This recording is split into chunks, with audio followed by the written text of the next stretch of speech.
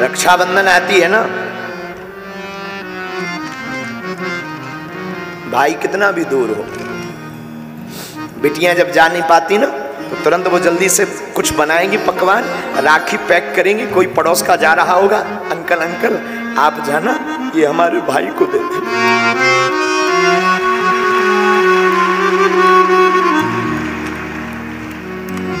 वरना सूनी कलाई रहेगी। रात को पिता हारा थका आवे, कई बार हमने आजमाया है, बेटा नहीं उठता है, आगे तो आ जाने दो, दरवाजा तक नहीं खोलता है। पर कभी तुम अनुभव करना, यहां पर जितने भी पुरुष बैठे हैं तुम अनुभव करना, बेटा नहीं उठेगा पर बेटी तुरंत चहचहाती हुई के बाहर खेलेगी, पापा भोजन करेंगे, पापा भूखे तो नहीं हो, पापा खाना खाया, पापा मैं बना दूं। एक घड़ी बेटी की मां नहीं उठेगी आलस के कारण, लेकिन बिटिया तुरंत कहेगी पापा मैं बना दूं। ये जज्बा सिर्फ हमारी भारत की बेटियों में है, ये भारत की बेटियों में है। बेटियों को, बेटियां जिनके घर पे होती हैं, ऐसे लोग जो श्राप मानते हैं ना, मेरी प्रार्थना है बेटियां श्राप नहीं ईश्वर का वरदान है। बेटियां श्राप नहीं है, परमात्मा का दिया हुआ वरदान। तुम्हारे घर में जितनी बेटियां हो समझना ईश्वर ने तुम्हें उतना वरदान दिया है। बेटियां बोझ नहीं है, बेटियां अपना भाग्य खुद लेकर के पैदा होती हैं। पुत्र के भाग्य को तो कई बार 12 ही पुत्र पिता के धर्म शास्त्रोक्त नीति से समझा रहे। कई बार पुत्र का भाग्य तो पिता के धर्म से बढ़ता, लेकिन बेटियां खुद भाग्य लेकर के पैदा होती हैं। इस पे हम प्रार्थना करेंगे। अशोक नगर की इस कथा ने ये इतिहास बनाया है मेरे साधुओं कि बेटियां बेटों से कम नहीं है।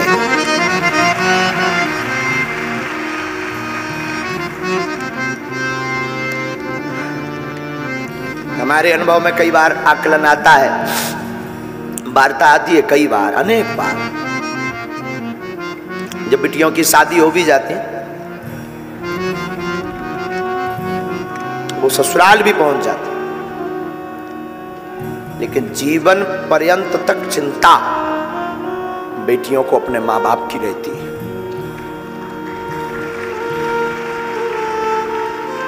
हमने अपनी माँ को बहुत नजदीक से आकलन करते हैं हम अपनी माँ को।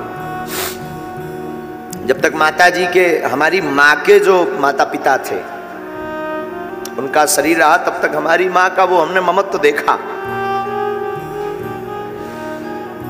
शायद हम किसी को ये बोल रहे थे, किसी को बुरा लगे तो क्षमा करना, कोई भी व्यक्ति इस बात को कंट्रोवर्सी में मत लेना।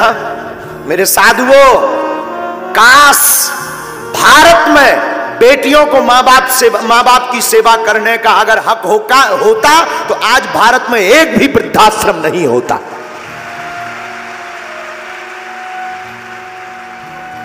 काश माँ बाप की सेवा करने का अधिकार अगर बेटियों को होता बेटों की बजाय, तो भारत में एक भी वृद्धाश्रम नहीं होता, ये हम दावे के साथ कह सकते हैं।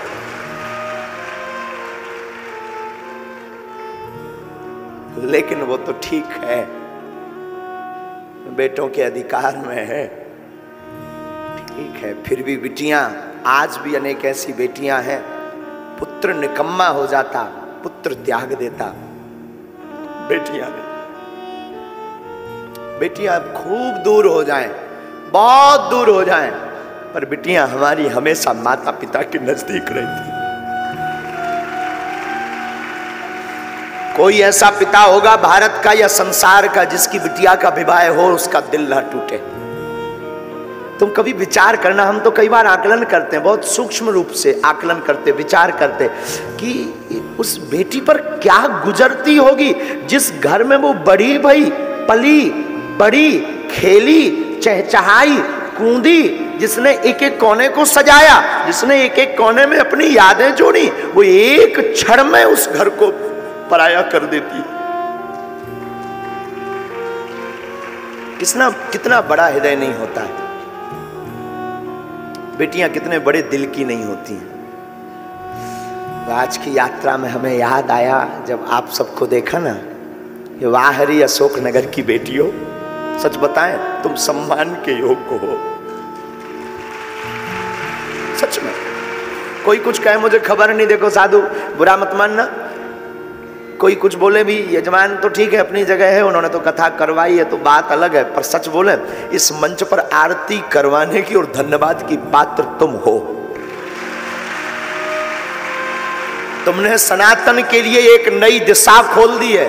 तुम्हें सुनकर के आश्चर्य लगेगा मेरी बहनों, जैसे ही हमने आपका वो वीडियो हमें दिखाया ना हमारे केशव जी ने, कि आप लोग थाली 3 लाख लोगों को प्रसाद पवा करके थाली को धुलकर रख रही हो, सीताराम जय श्री राम, वो वीडियो जैसे ही हमने देखा ना हमारे अंदर एक कौतुक कर गया। क्या कौतुक? कि अब सनातन को नई दिशा देने के लिए भारत की बेटियां आगे आ रही हैं।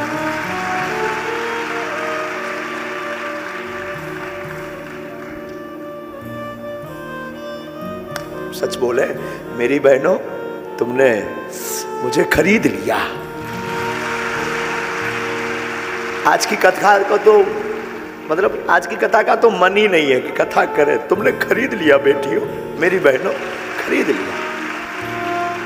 क्या नई दिशा तुमने शुरू कर दी कि क्या केवल बेटे ही सनातनी हो सकते, बेटियां नहीं? क्या अद्भुत बात आपने शुरू कर दी है। बेटी जिसके घर पर होती है, याद रखना मेरे भारत के लोगों,